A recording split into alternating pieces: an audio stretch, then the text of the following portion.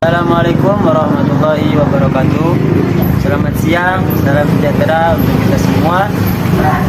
Puji dan syukur mari kita panjatkan kehadirat Allah Subhanahu wa taala yang telah memberikan kesehatan dan keselamatan kepada kita semua. Salawat serta salam selalu tercurah limpahkan kepada Nabi Muhammad SAW, kepada keluarganya, para sahabatnya, dan kepada para umatnya. Saya Dafa Al-Hafid, kelas NPI 1A, NPM 2110631120011, Prodi Manajemen Pendidikan Islam, Fakultas Agama Islam, Universitas Singapura Bangsa Karawang, akan memenuhi tugas yang diberikan oleh dosen pembimbing, yaitu Bapak Bambang Teja, SKMSI, terkait penerapan nilai-nilai Pancasila di dalam kehidupan bermasyarakat. Nah, sebelum kita melanjutkan sebuah wawancara tentang aktualisasi Pancasila, kita juga harus mengenal lebih dalam tentang apa itu Pancasila, apa itu kaitannya dengan pendidikan kewarganegaraan, sehingga dalam proses aktualisasi kehidupan di masyarakat berjalan dengan lancar, bukan sesuai dengan panduan-panduan dari definisi-definisi yang ada. Nah, jadi pendidikan kewarganegaraan yaitu suatu proses belajar di mana untuk menumbuhkan rasa nasionalisme, rasa tenggang rasa terhadap bangsa, sehingga ada landasan yuridis, landasan bahwa sudah jadi undang-undangnya bahwa setiap mahasiswa diharuskan belajar mengenai pendidikan kewarganegaraan. Sebagaimana dalam pasal 1 ayat 1 Undang-Undang Nomor 2 Tahun 1989 menjelaskan bahwa tentang pendidikan kewarganegaraan. Nah, tidak melulu bahwa pendidikan kewarganegaraan ini hasil dari rekayasa semata, tetapi sudah menjadi landasan oleh negara untuk para mahasiswa dalam proses pembelajaran. Lalu dalam prosesnya pendidikan kewarganegaraan kita juga belajar tentang nilai-nilai Pancasila, karena nilai Pancasila ataupun Pancasila itu sendiri suatu proses belajar bagian dari pendidikan kewarganegaraan. Karena tujuannya apa tadi? Untuk meningkatkan rasa nasionalisme terhadap bangsa dan negara, sehingga untuk menjadi pedoman dalam kehidupan sehari-hari.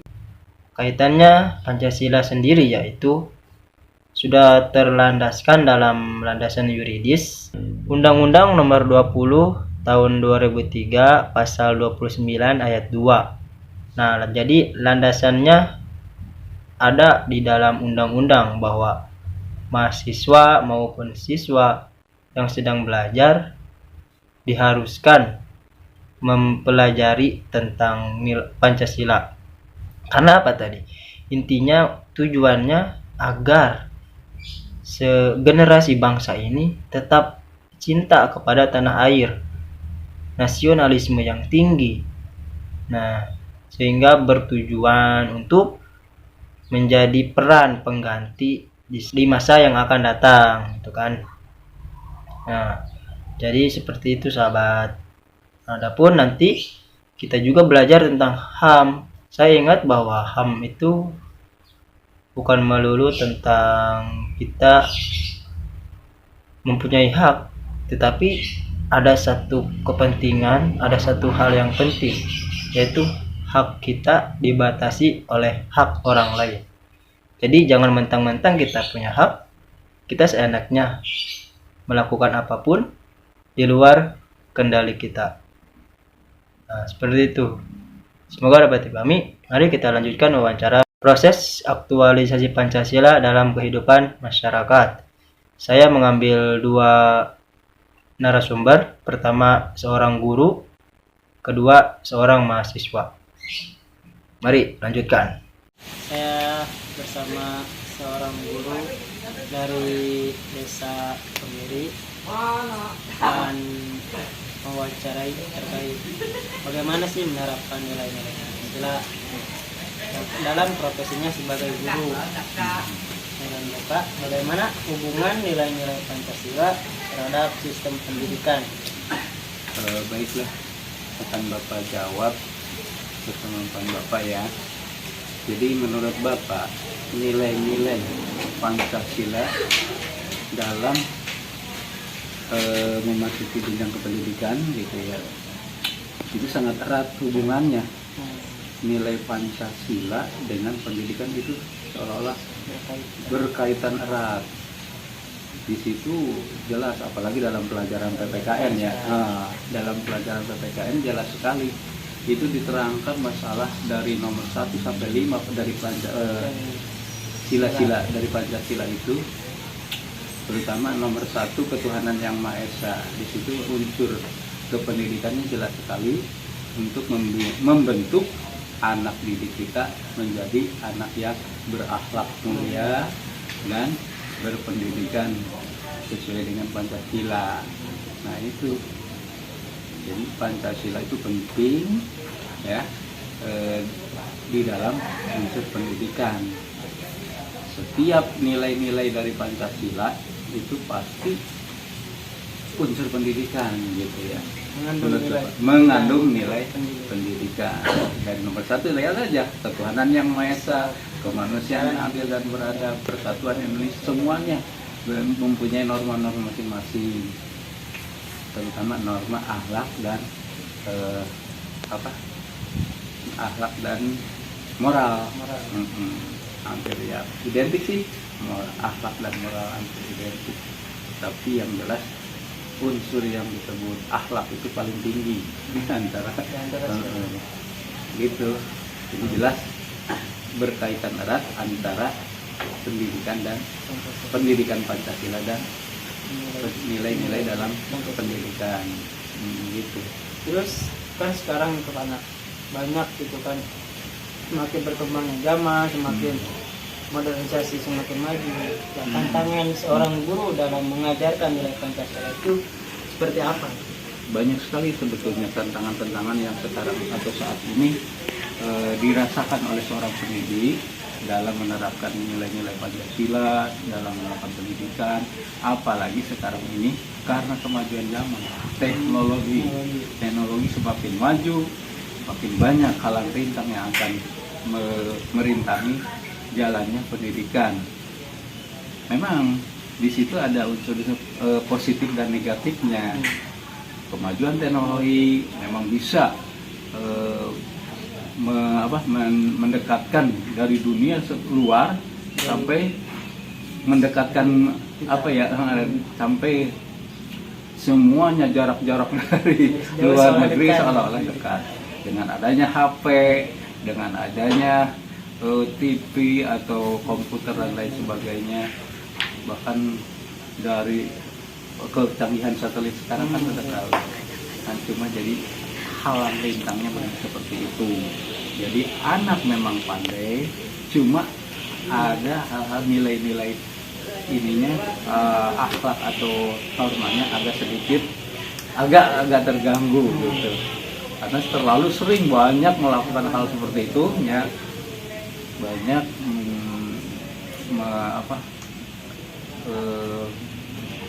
istilahnya memegang teknologi sampai sekarang ini, seolah-olah jadi pendidikan itu khusus teknologi aja.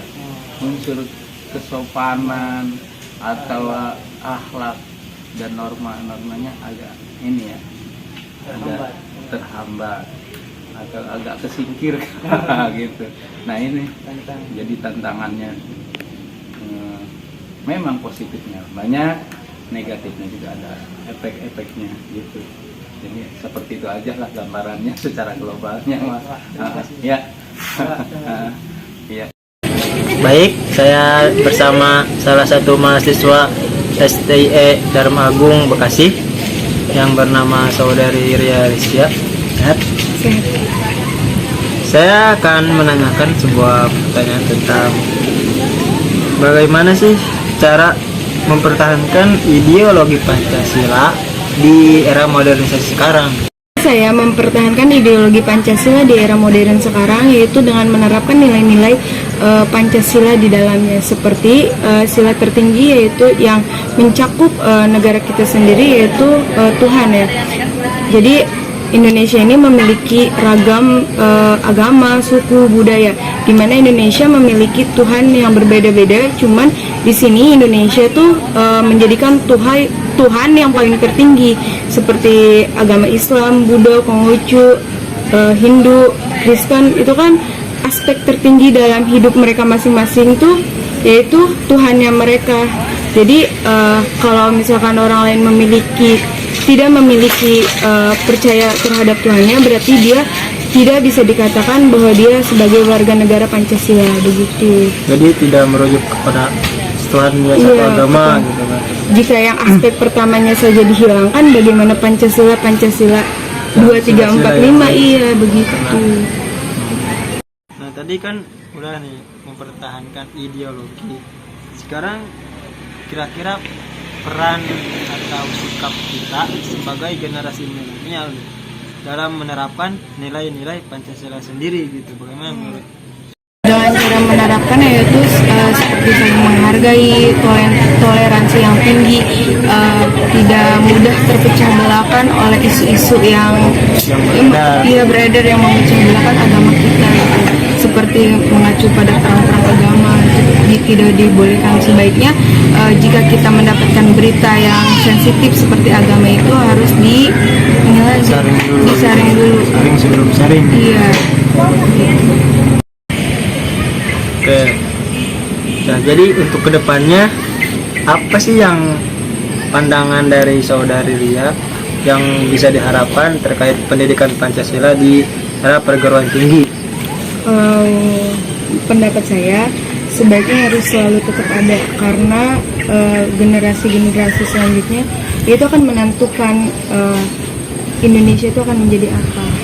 Kalau misalkan dari milenial selanjutnya itu tidak memiliki nilai Pancasila, akan bahaya pada negara kita sendiri, begitu. Jadi harus tetap ada dan harus selalu ada. Baik. Baik, terima kasih atas waktunya saudari.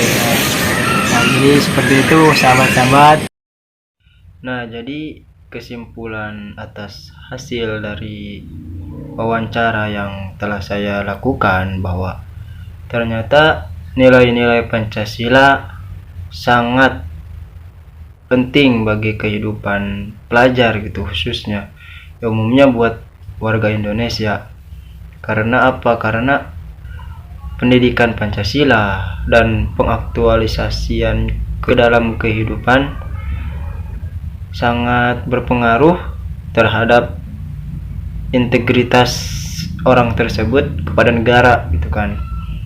Ya, jadi seperti yang tadi dari Bapak Guru disampaikan bahwa dalam sistem pendidikan nilai-nilai Pancasila ini memang berkaitan dengan pendidikan. Tetapi dibanding itu ada juga tantangannya seperti globalisasi, modernisasi. Nah, jadi ancamannya ancaman dari luar gitu kan. Sehingga memang diharuskan kerja keras yang maksimal untuk mendidik para generasi bangsa agar tetap cinta pada tanah air gitu kan, lewat pengaplikasian itu nilai-nilai Pancasila. Nah, adapun tadi menurut para mahasiswa, menurut mahasiswa yang saya wawancara, beliau mengatakan bahwa ternyata Pancasila ini di dalam kehidupan kampus khususnya gitu kan sangat berpengaruh terhadap integritas mahasiswa itu sendiri juga. Karena apa? Karena mahasiswa itu adalah agen of power, itu kan, agen of change, generasi perubahan untuk masa depan yang akan datang. Jadi peran pengganti para pemerintah misalkan ataupun para guru dan sebagainya.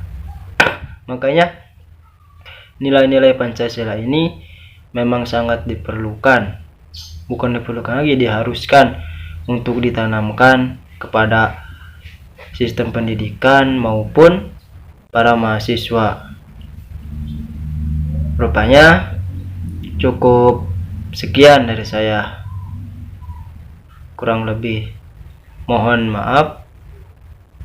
Saya selaku mahasiswa Unsika mengaturkan terima kasih kepada segala pihak yang sudah membantu saya untuk menyelesaikan tugas ini. Wallahul muwaffiq ila aqwamit thoriq. Assalamualaikum warahmatullahi wabarakatuh.